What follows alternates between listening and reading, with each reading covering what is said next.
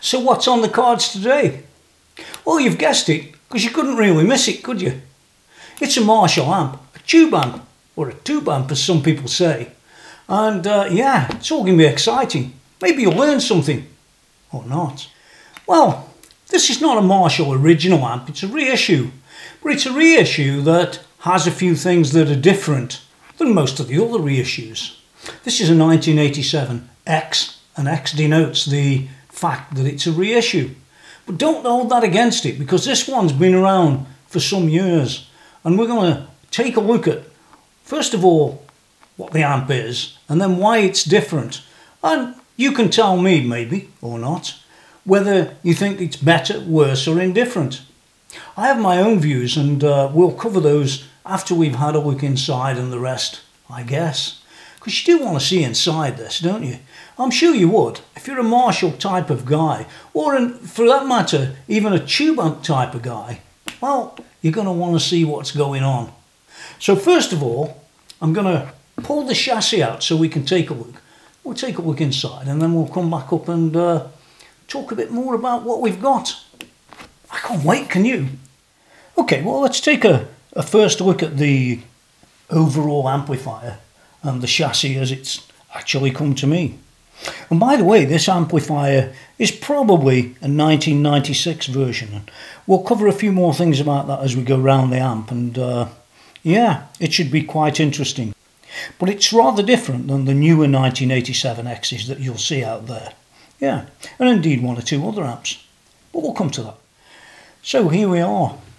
The big fat power transformer. There's no getting away from that, is there? You don't get any bigger and fatter than that. No, I'm not going to say anything else. I might get in trouble by someone.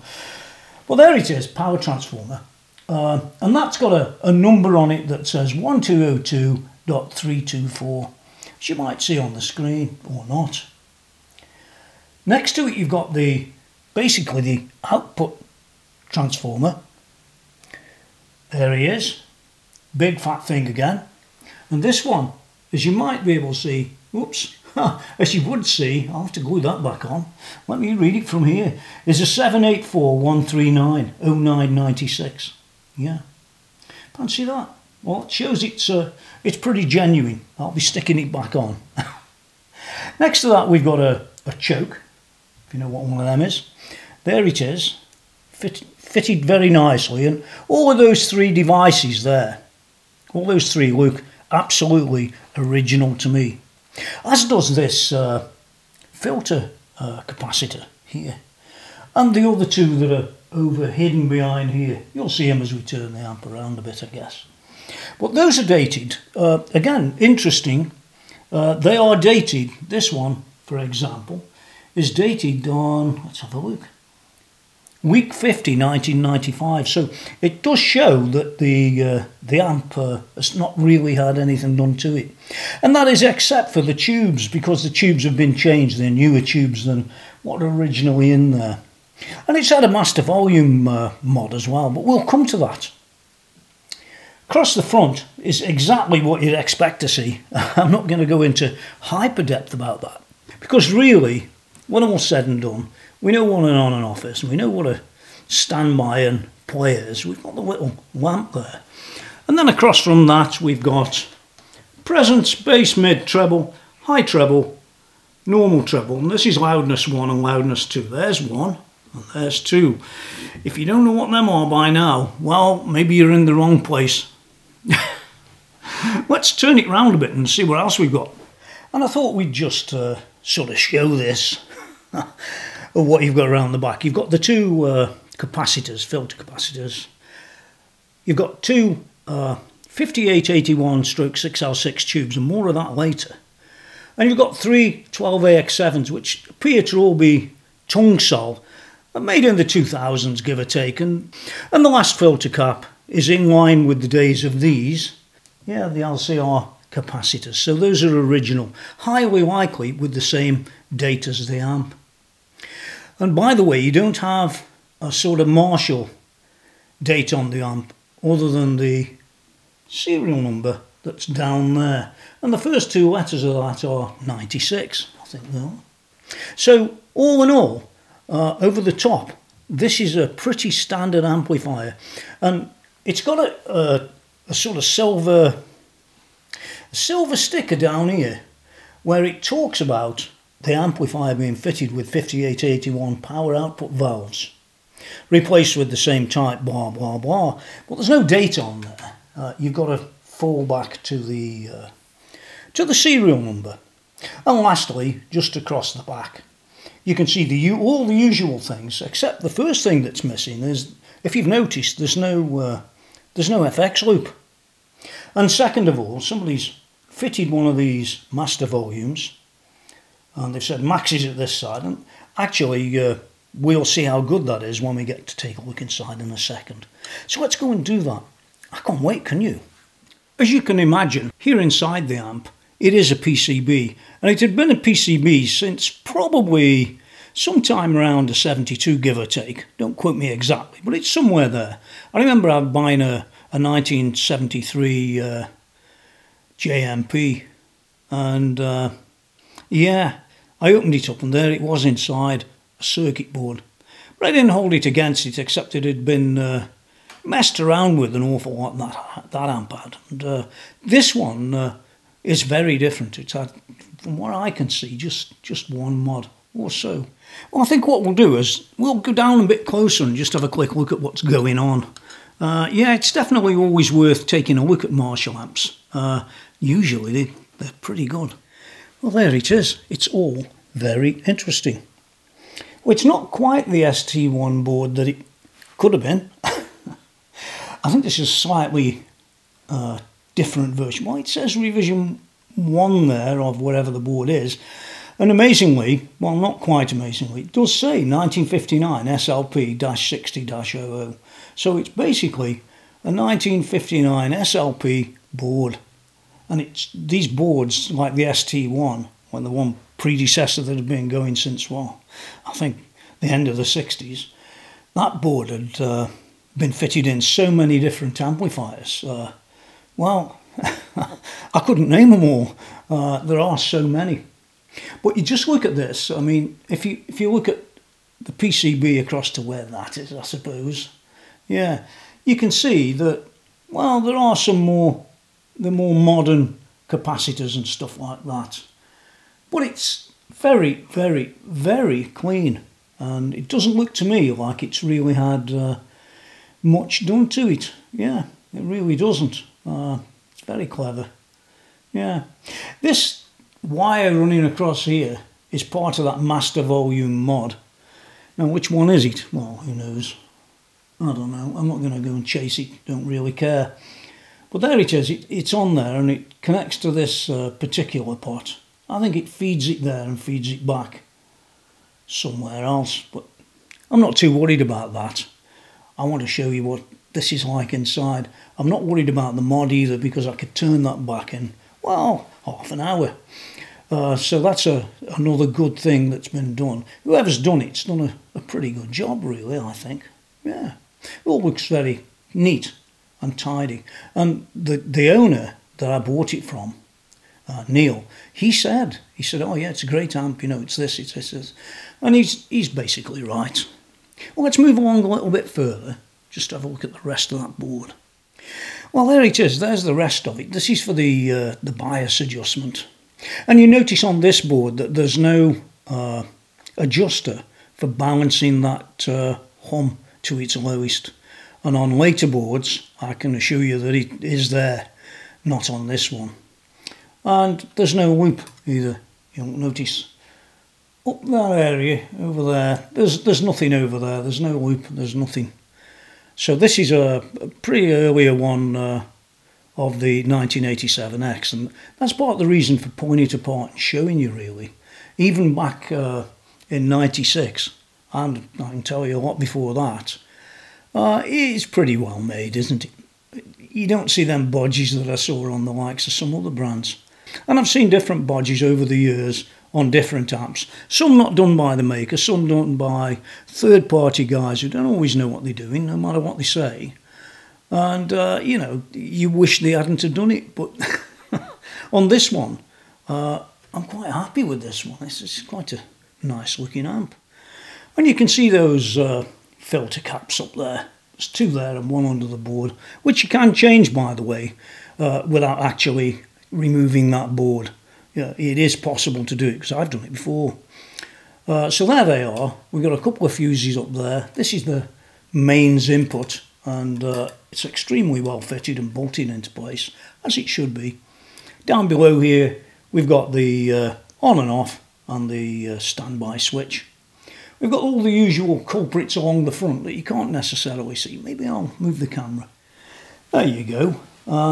Yeah, it's got a sort of bright cap on. It looks like that might have been played with a little bit, but I haven't checked. I don't really care that much. I might have a look.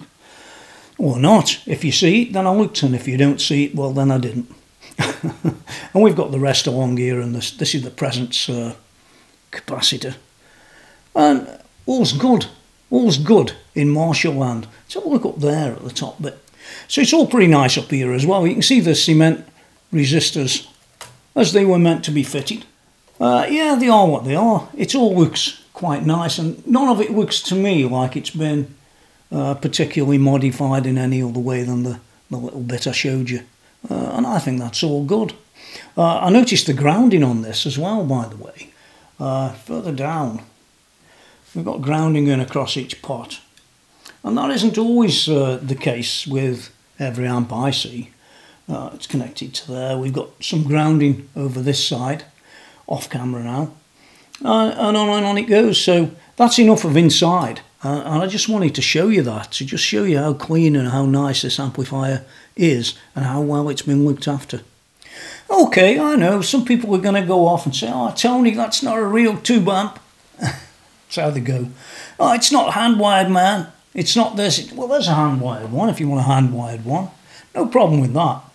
But you've got to step back a little bit and think of it this way, that Marshall's been around selling the ST1 board since about 1972, give or take. And they stayed in business all that time. I think things are changing a little bit these days, but who knows what they're going to come out with. There's a lot of talk about different things, yeah, which we don't need to cover here. We're talking about the 1987X from Marshall, from 1996, and that's going back a bit. Okay, well, for those guys that don't like this particular board, you could go and buy another PCB to replace it. For example, from, what's his name, Headfirst amps. And that's exactly what I did, but not for this amp. Yeah, here's a board that they make. That could be, well, you've got a few mods on it. I'll get into great depths about it, except to say that you've got the smoothing capacitors and all them filtering capacitors and all the rest of it. They're all on the board. And there's a lot of other stuff as well that you could actually implement onto this board and fit it even into this amp. I'm pretty sure of that. Yeah, but it's not for this. What I will say is the board quality of Headfirst amps. I think it's headfirstamps.com even. .au maybe, I don't know. Go and have a look yourself. But you could go to great lengths and do lots of mods on this thing. It's not really where I want to be. I want to keep it as it is. Yeah, it all looks interesting. Well, it is interesting when you start to look at this particular version. Let's go a bit further on that. Well, I have actually talked a little bit about this amp and some of the things that are different about it than maybe the one that you could go and buy yourself. Well, definitely different than the one you can buy today. Yes, this amplifier, made in 1996, was going through a time period where everything wasn't as it should be or could be. And in particular, EL34 tubes became very scarce, and I mean very scarce.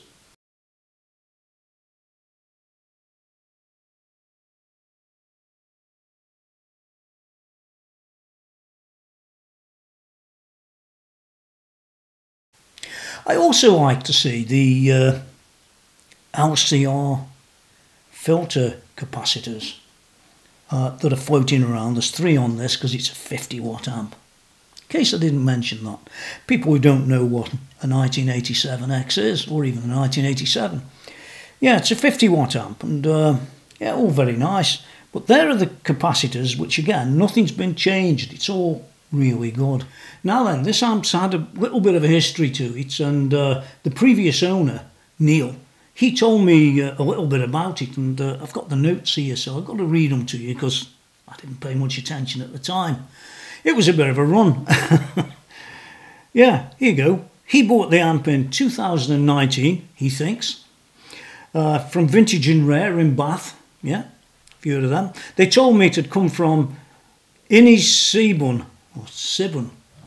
Don't ask me, I'm bad with names.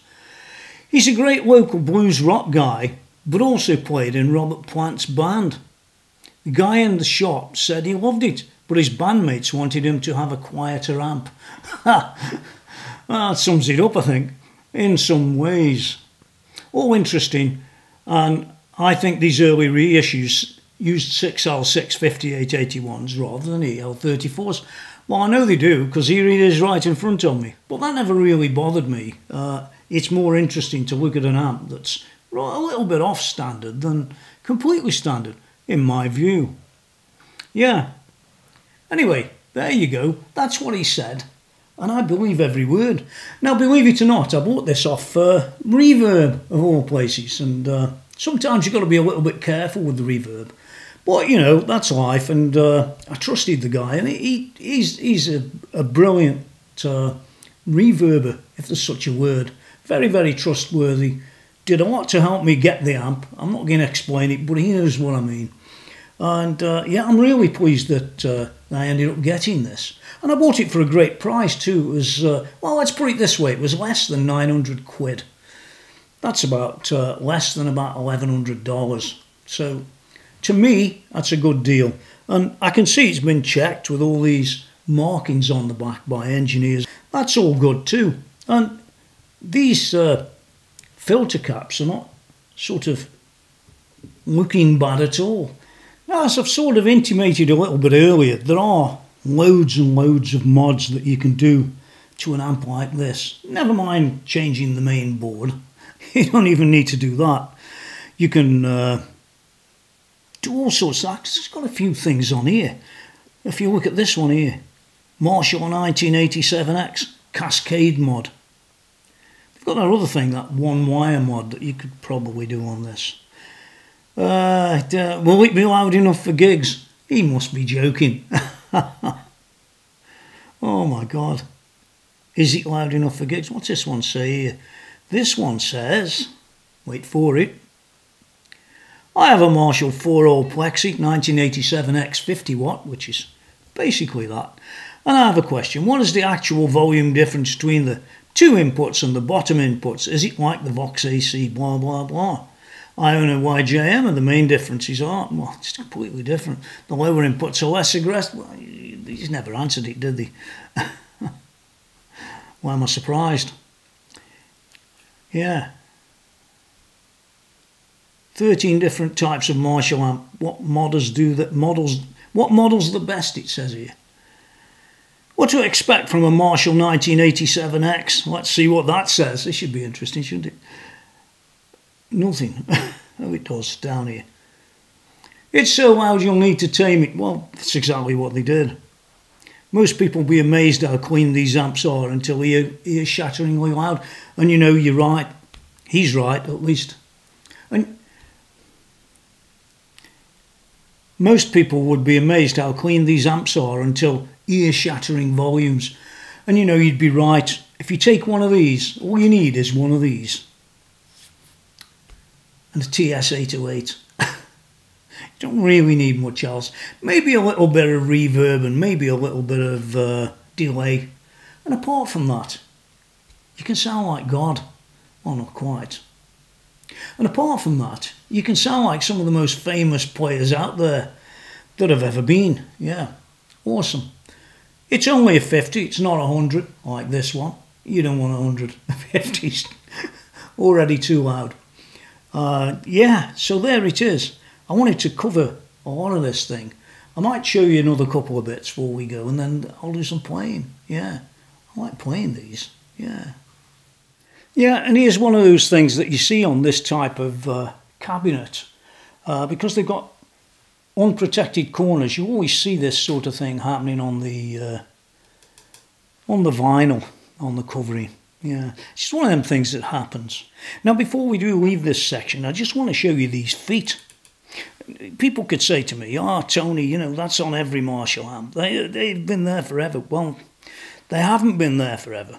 And you'll find that these type, with the loose button, you can see it there, moves around. And inside there's a spring.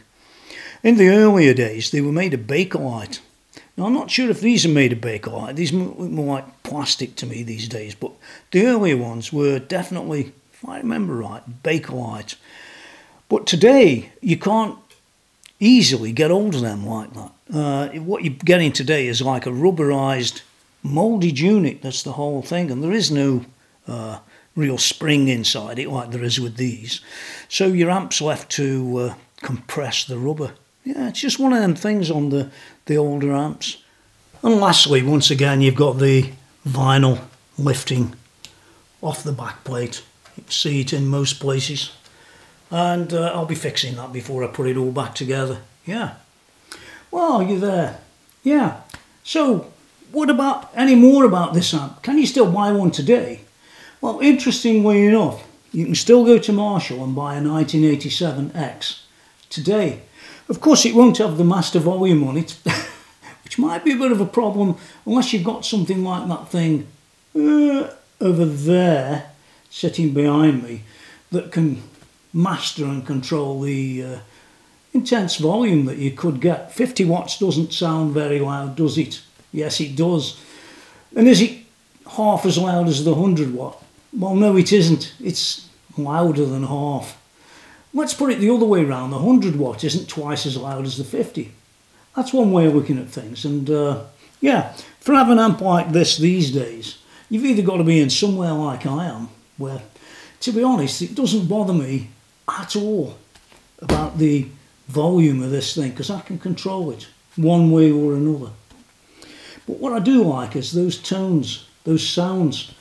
I remember going to see Michael Schenker. Yeah, Michael Schenker. Some years back when he was at the low side of his career.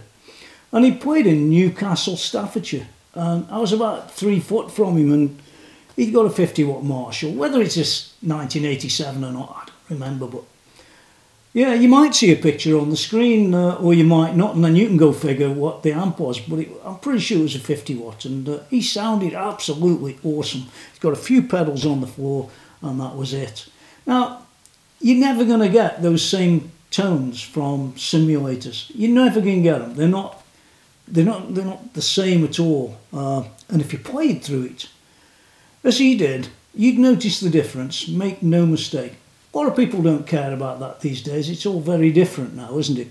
Oh, the latest sim, or the latest upgrade, or the this, or the that, or the other. Yeah, well, that's the way life is for those people. They love it. Me, well, I've got them, but I always seem to fall back to tube amps because they just feel better when you play. It's a thought. Now, I have said that you can actually buy these today. I think they have a list price of about £1,400 here in the UK. Might be a very different story in the USA. But in the UK, they're about that. And I saw one, Gear for Music, 1,200 and something odd pounds just today when I was looking at whether this was a bargain for me or it wasn't. Well, it was a bargain because it was something rather different than the one I can buy off the shelf today. And to me, that's an important thing. And it's a great thing to be able to make a video like this and show you some of those differences from years gone by, where this earlier amp has changed quite a bit from the current one. So what about the score? Everybody always asks me that. Well, I can give it a score because I know what it sounds like.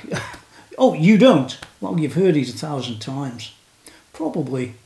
And yeah, how many records will of the 1987X, or even the 1987, been played on? Or the Marshall 50 watt?